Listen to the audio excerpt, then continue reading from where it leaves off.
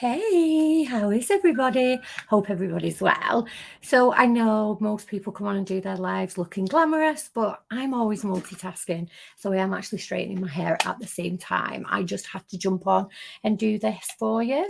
So I suppose it's in the post, isn't it? The old version's gone. The new version's coming, but it's not quite there yet. So you just got to keep going. And the reason why that is the title today is because the other day I saw a quote, and the quote goes, you are not lost, but you are not broken. You're in an uncomfortable stage of your life where the old version of you has gone, but the new self isn't quite here yet. Keep going, you've got this. And I thought, my God, that so resonates with me. So I thought, you know what, that's what I'm going to do this chat about, old versions and new versions. Now, you all know I love to read, and I've been reading this Becoming Supernatural. Don't worry, I'm not going to be a witch at the end of it. That's not the idea of it. It's by Dr. Joe Dispenza. He's absolutely incredible guy, what he's learning and what he's teaching us. And I wanted to really reach out to all of us that have had trauma and admit something, I suppose. So back in the day when, let's say, I was in my bad marriage, that was all I ever spoke about. If friends said, how are you doing? How are you feeling? That would be it. Well, this happened last night. This happened yesterday. I don't know what to do. My head's all over the place. And that was just the way it was. Trauma was in the forefront of my mind all the time. I never knew what was going to happen next. And I can hand on heart say that I lived in that state for 7 years, living in that consistent something's happened. All that I talk about is something that's happened. And I started to listen to this book on Audible, but sad to say, I think of other things when Audible's on. I can't get my head around just listening to that. So I decided to buy the book. I decided to start at the beginning, even though I have done the beginning bits of the Audible. I wanted to listen to it in a book style. So I started to read it, and I wanted to share something with you guys because it really made me realize what kind of state that your body lives in, and it's fight or flight. So if you are consistently living in fight or flight, then it's really not good for your organs. So it's just a little quick one about a lady called Anna. So her husband committed suicide. She never seen it coming. He was a really good solicitor, but after the death, she found out that they were in a lot of debt. He'd made some bad decisions, and what had happened was the stress of her husband's suicide threw her brain and body into a state of survival. So in the short term, organisms can tolerate adverse conditions. So like back in the day when we had to chase dinosaurs or food or whatever it is we used to do, then what happens is the body disperses all the energy to the limbs away from the vital organs so that you can run on instinct. You can just go, gone, whatever, or when you're being chased yourself. But it's only for short time bursts of stress. So when the event is over, the body normally returns to the balance within hours, increasing its energy levels and restoring the vital resources. So it goes back down.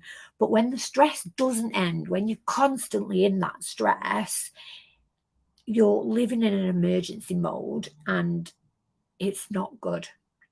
Okay, so because of the large brains, human beings are capable of thinking about their problems, reliving past events, and forecasting the future. Our brains are always doing so much. But because every day Anna lived in that fight or flight, what started to happen was she started to get poorly. And the doctors didn't know why, they didn't know what was going on. She woke up one morning and was completely paralyzed from her waist down.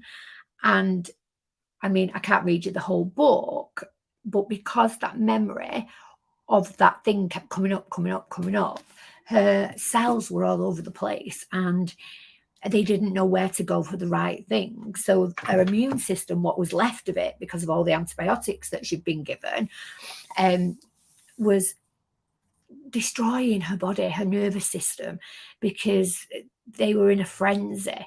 So that was why she couldn't walk. She started to get this mucous membrane in her mouth, where it was really dry and she couldn't swallow and she couldn't eat. And then that went down to a private area and was exactly the same there. And all of these illnesses and issues that she was going through were because she was constantly in this state of stress. She did, however, manage to get better. Oh, yeah, she also got cancer as well. And they do believe now that cancer is a created thing in our body. So, yeah, she did get better. She got off all her medication. She started doing meditation. She started to take control of her thoughts that were going in and out of her mind. And eventually she did start to get a lot better.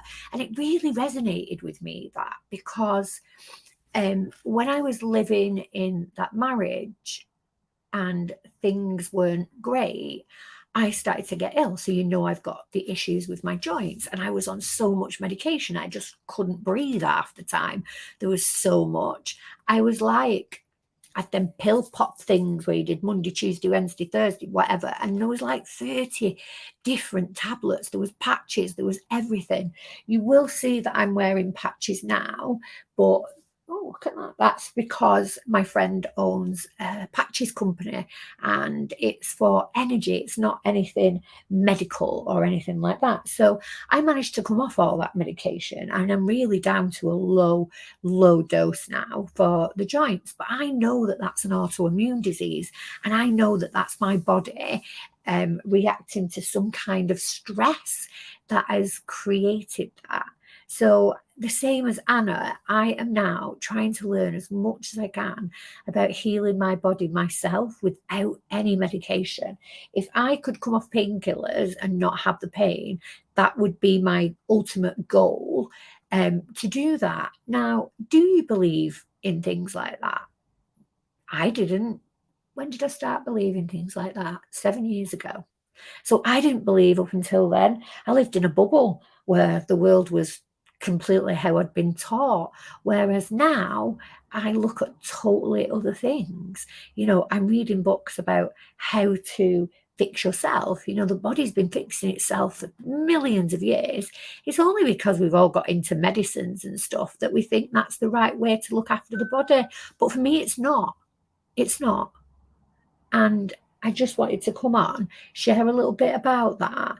Sorry, messing with my bloody patches now. Share a little bit about this book and tell you guys that if you're sat at home and you're covered in eczema, it's an autoimmune disease.